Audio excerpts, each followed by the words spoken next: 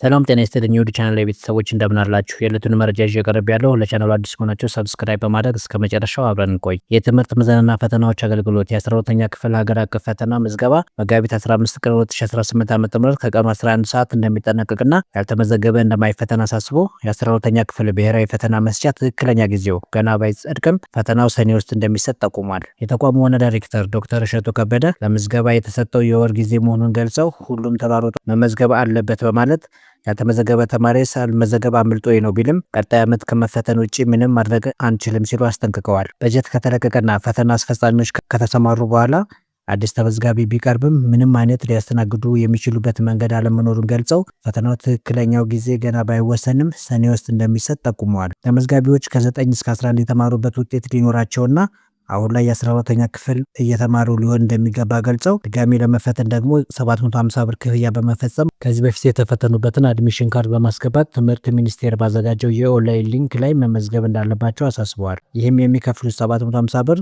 150 ብሩ ለምዝገባ ሲሆን ቀሪው 600 ብር ለእያንዳንዱ ለሚፈተኑ 6 ፈተና ለእያንዳንዱ በ100 ብር ተሰልቶ ተፈታኞች ቢያንስ ኮስት ሼር እንዲያደርጉና ከፍዬ ነው በሚል ለፈተናው ትኩረት እንዲሰጡ ታስቦ የተወሰነ መሆኑን ገልጸዋል። ከዚህ በተጨማሪ ተፈታኞች በመረጡት የፈተና ማዕከል መፈተን እንደሚችሉ ያስረዱት ዶክተር እሸቱ ከዚህ ቀደም ሌላ ቦታ የተፈተነ ተማሪ ዘንድሮ በሚኖርበት አካባቢ ባለው የፈተና ማዕከል አንዱን መርጦ የግል ተፈታኙን መፈተን እንደሚችል ገልጸዋል። ውድ ቻናል ቤተሰቦች ላይ ለታስኩት መረጃ ይህን ይመስላል። በቀጣይ እስከምንገናኝ መልካም ጊዜ